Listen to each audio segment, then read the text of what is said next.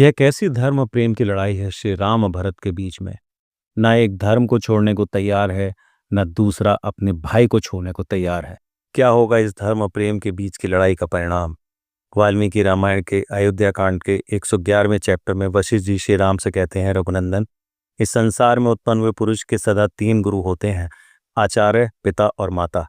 पिता पुरुष के शरीर को उत्पन्न करता है, इसलिए गुरु है। आचार्य उसे ज्ञान देता है, इसलिए गुरु कहलाता है। मैं तुम्हारे पिता और तुम्हारा भी आचार्य हूँ। मेरी आज्ञा का पालन करने से तुम अधर्मी नहीं समझे जाओगे। अपनी माँ की बात भी तुम्हें नहीं टालनी चाहिए। भरत तुमसे राज्य ग्रहण करने और अयोध्या लौटने की प्रार्थना कर रहे हैं, उनकी बात मान लेने से तुम धर्म का उल्लंघन करने वाले नहीं कहलाओगे। तब साक्षात पुरुषोत्तम श्री राघवेंद्र ने वहां बैठे हुए वशिष्ठ जी से कहा, माता और पिता पुत्र के प्रति जो बर्ताव करते हैं वह अपनी शक्ति के अनुसार उत्तम भोजन, बिछौना, उपटन, मीठी बातें बोलना, पालन पोषण, इस उपकार को मैं सहज रूप से नहीं चुका सकता।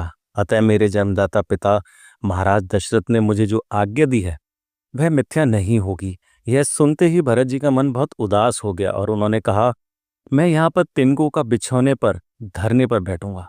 मैं अपनी कुटिया के सामने तब तक पड़ा रहूंगा जब तक कि आप मेरे साथ अयोध्या नहीं चलेंगे। तब महातेजस्वी राजश्री शिरोमणि श्री राम ने उनसे कहा, भरत, मैंने तुम्हारा क्या गलत किया है जो मेरे सामने धरना दोगे? क्षत्रियों को धरना देने का विधान नहीं है, इसलिए इसका त्याग करो और यहाँ से अयोध्यापुरी जाओ।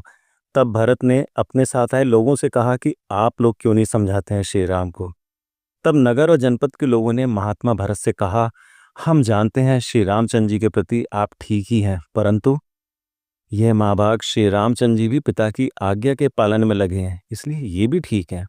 अतः हम इन्हें लौटाने के लिए असमर्थ हैं। तब श्री राम ने कहा, भरत, धर्म पर दृष्टि रखने वाले इन लोगों की बातें सुनो और समझो। अब उठो और मेरा और जल का स्पर्श करो। तब भरत को उठकर खड़ा किया और श्री राम व जल का स्पर्श करके बोले कि मेरे सभासद मंत्री ये सब लोग सुन लें, ना तो मैंने पिताजी से राज्य मांगा था, ना माता से कभी इसके लिए कुछ कहा था, और साथ ही परम धर्मज्ञ श्री रामचंद्र जी के वनवास में भी मेरे कोई सम्मति नहीं है। फिर भी यदि उनके लिए पिताजी की आज्ञा का पालन करना, वन में रहना अनिवार्य है, तो उसके बदले मैं ही 14 वर्षों तक वन में निवास करूंगा। इतना सुनते ही श्री राम चौंक गए और उन्होंने अयोध्या के निवासियों की ओर देखकर कहा, मुझे वनवास के लिए किसी प्रतिनिधि की आवश्यकता नहीं है, क्योंकि समर्थ रहते हुए प्रतिनिधि से काम लेना इस लोक में निंदनीय है।